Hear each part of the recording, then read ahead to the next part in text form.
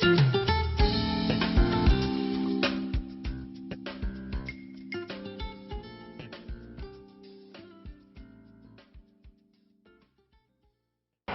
everybody, welcome to Roundtable Special Series Railway Trip in Tibetan Style. I am He Yang, and here I am joined by Lai Ming and Huang Shen, who you're familiar with. Hello. And our reporter and colleague, Fei Fei, joining us for today's show. Hello everybody. Hey guys, we are in Lhasa right now, and we're on the embankment of the Lhalu Wetland. And it's also a national nature reserve. So it's a sunny day in Lhasa. I'm bathed in sunlight. We're all exposed to a lot of sunlight right now. And if you're watching our video, you can see the Potala Palace right behind us. Yeah. At the other side of the embankment, wetlands. Pretty much, the wetland, yes. So Lhalu Wetland is basically at the back of the Potala Palace, and it makes today's live recording just that much more special, in my opinion. So how would you describe the surrounding to our listeners who are not necessarily catching the live the video? Well, like He Yang said earlier, we are at the Lhalu Wetlands, and this is a very special wetland, not only because it's a very sizable one, the biggest piece of wetlands in all of China, but also because this is a piece of wetland in the middle of a city. And in fact, if we stare further beyond the cameras, just a few meters away, this is a main road with many heavy-duty trucks and cars. Maybe on and off you'll hear some sirens, and so this is one and the only wetland that is in the middle of a city. I would say it is the off the beaten path and for visiting Lhasa, and also this is the highest urban wetland in the world in terms of altitude, and also in terms of the size. It ranks first in Asia and fourth in the world. And if you are a bird watcher if you are a passionate wildlife photographer, especially if you are a bird photographer, this is definitely your paradise. And on the back you can see a large erect of reed marshes and also calamus. So this place is very beautiful. You can experience the biodiversity and a large number of bird species here. It is more like a gene pool of bird species. Yep, this is definitely the highest and largest urban natural wetland in the world, and China hosts the fourth largest amount of wetlands in the world. So this is a special place to be, and having a special guest on our show today. Yeah. So Fei Fei, for you, so you probably have. I think if you're a Lhasa local, you definitely heard about the park before, and the park actually covers 600 more, and China in general has their city. It's not a very strange thing to hear about. They may be very familiar to a wetland park a few hours drive away. Right. What's the importance of having wetlands? It's not like the most conspicuous nature feature that someone would talk about, but actually this particular place has been described as Lhasa's lungs. So we all know we need our healthy lungs to breathe. And after some research and talking to local people, what have you guys found out about, the status of having this wetland in a pretty central part in Lhasa? Well, obviously this is the home to many wildlife, like Huang San said earlier. You've got the black-headed crane, but right now this is not a season for the migrating birds, so we are only seeing wild ducks. And this is a very nice place to hang out. Already we're seeing people passing us by, taking a stroll. Some of them are listening to music and meditate, and so. And speaking of lungs, we are talking about oxygen. And I think being in Tibet for a week now, we know the importance of oxygen at this point. And a lot of the research papers said that the Lhalu Wetland actually have elevated the level of oxygen in Lhasa by 80% in the summer and about 10% in the winters. So they're helping, I think, the local people. I think I've also talked to a few locals just a few minutes ago, and they think walking in the woods on the walkways is an enjoyable moment. Some would take hours, 4 hours sometimes, to walk in the park. Yeah, the significance of this wetland is that in terms of the oxygen supply, and Fifi mentioned like in the winter, so the oxygen levels of the surrounding areas of Lhalu Wetland is 10% higher than that of the urban area in Lhasa city. And also, besides the oxygen supply, this place plays a very versatile role in conserving water, and also it can help to impounding water and prevent flood, absorb carbon dioxide, and moreover, it can also like provide a habitat for the migrant birds. So in the winter time, there are around 12,000 to 15,000 birds migrating to this place and to survive the winter. And during the peak time, the number of birds can reach to probably 20%, and they belong to 6 species. And also based on the official statistics, in 2020, the number of bird species in this wetland rose to 21st, and including some really precious bird species like you mentioned, black-necked crane, and also skylark. And also we can see a lot of other amazing birds like a red shank, and these birds you probably never heard of, but you can get a glimpse of these beautiful birds in this park. And don't forget butterflies. It will be a paradise for photographers. Yeah. Oh yes, and for bird watchers for sure. Like the other day, well, actually just now when we're getting prepared for the show, I saw birds just stopping by, like literally less than a meter away, and I couldn't tell what kind of bird that was. And this is the kind of surprise you will get here at the Lhalu Wetland, as well as in Tibet in general. This is a treasure chest of biodiversity, of all kinds of flora and fauna, and just consider yourself pleasantly surprised if you are into birds, insects, and animals. We were obviously and certainly pleasantly surprised when we first came here, and we just imagined having the Potala Palace as our backdrop, and we have a nice conversation here. This is really spectacular, but to think about it, this is only possible in recent few years. A few years ago, further back, this place was lacking an institution in the management of it, and as a result, we know, like we said earlier, this is next to a main road. It was very easily accessible to herds of animals and also herdsmen. They would come in, they would leave garbages and destroy the environment. So it was only a few years ago that the local authorities started sorting things out and assigning certain individuals to be in charge of that. There were also projects to hire rangers to patrol the land to make sure that people don't do damage to the environment. And Huyan, you were about to say maybe this park was open last year? This park was okay, so the Lhalu Wetland National Nature Reserve was established in 2005. So before that, you saw this degradation of the environment of the Lhalu Wetlands. And I don't think you can entirely blame the local people in the sense that local residents treated it as a wasteland.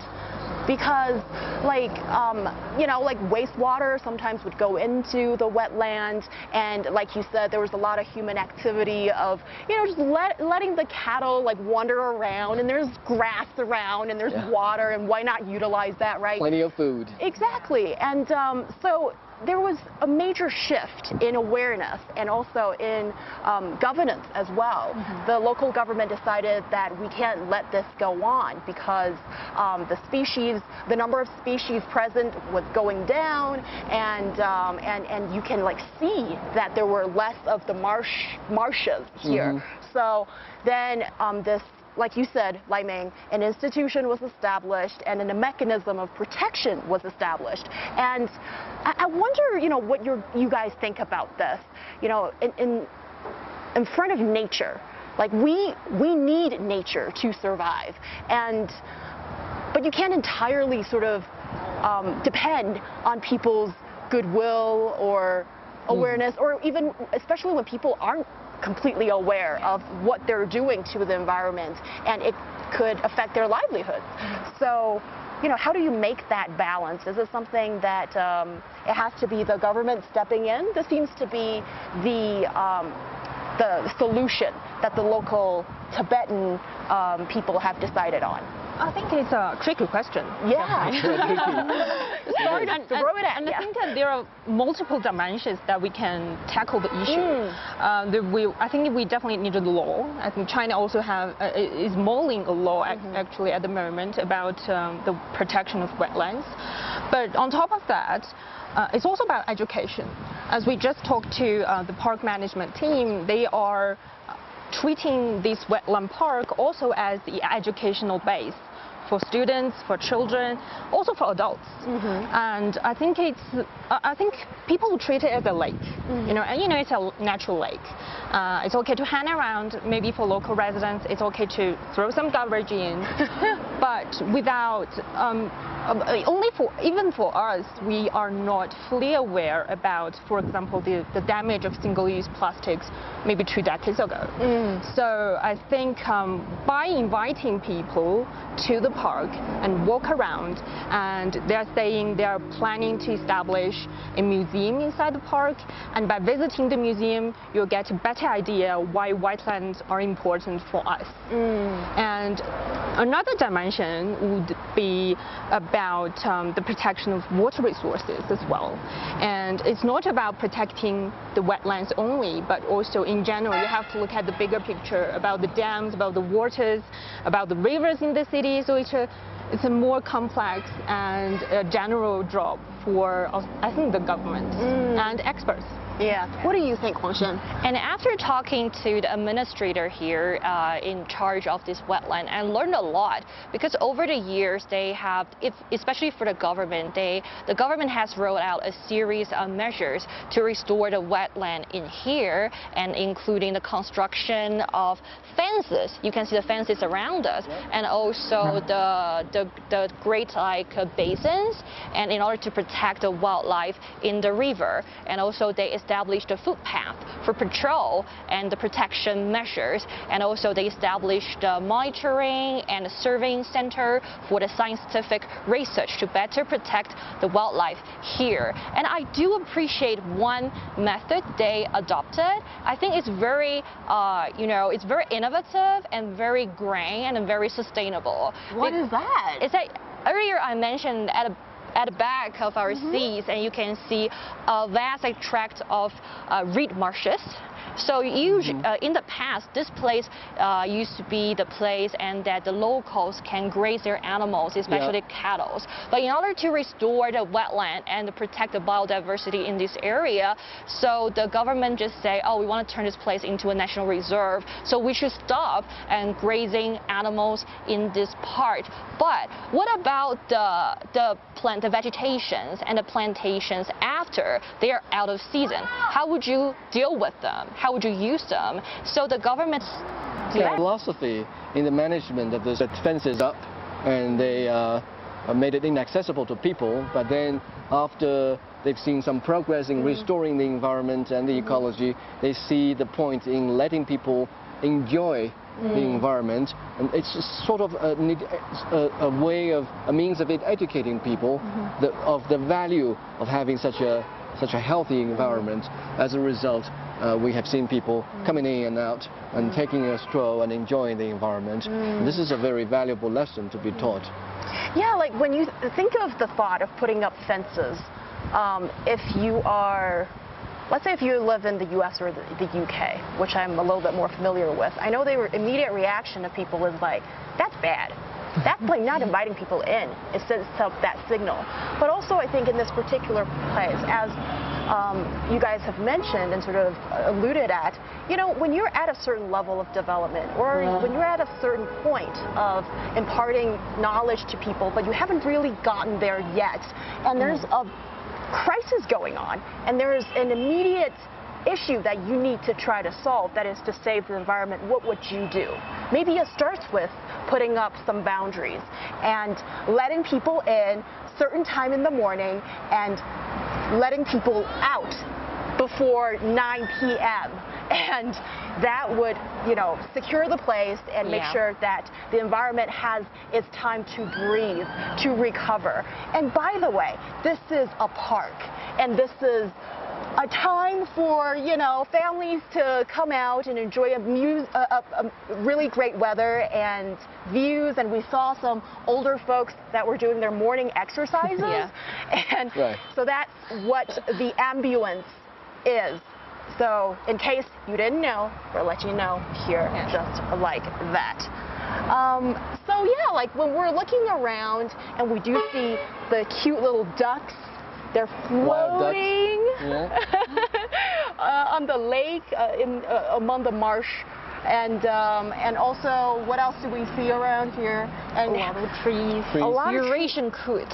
What is that? It's a very rare bird, and also we can see a lot of like endangered species here, and it's like a scientific lesson for you to get into the nature and interact, but in a safe distance with the adorable birds. And it's a very good place for a family to hang out because you can cultivate your kids' interest in wildlife and in birds and in protecting the environment and ecosystem from a very early age. I think they're the future of our country and our society. So if the next generation, they have equipped with this idea or the philosophy of protecting our environment and our cute animal friends in mind, I think the future will be really bright. Right. And there are also people camping back in the lawns. In the forest. Really? Yeah, I saw it online. That because they're too far from us, we can't really see with our own eyes. But there are people camping over the weekends, and I think it's a really nice way to relax.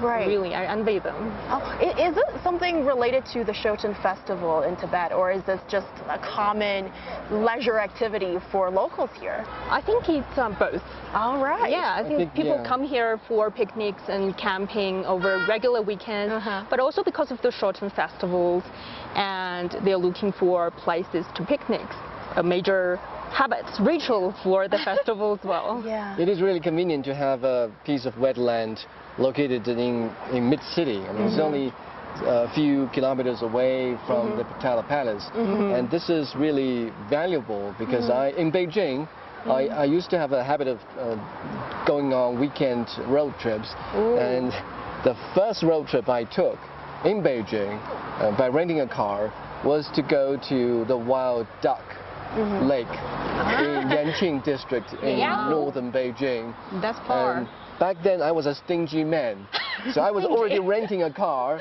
so I wanted to save everything I could. So I refused to take the highway, which took for 5 hours. The gas money is burning. So now, as I look at this wetland, which is only a few kilometers away from downtown, I think there's nothing stopping me if I live here. To the park and do her exercise for a long walk. So how long it takes if I want to walk around? Walk fast. Wow, that's a brilliant But if you want to walk exercise. leisurely, casually, then it could easily end up 4 hours. taking you 4 or 5 hours. That's the reason why we need a camping site here.